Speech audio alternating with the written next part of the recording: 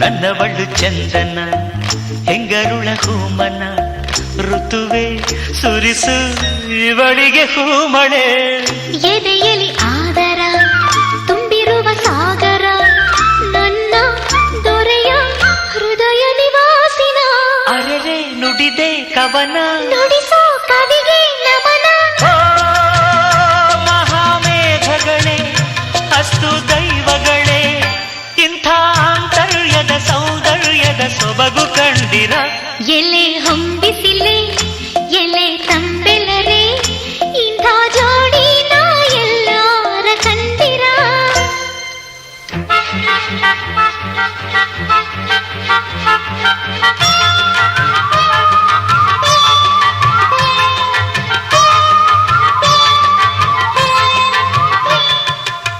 ತನ್ನ ನನ್ನ ತಾನನ್ನ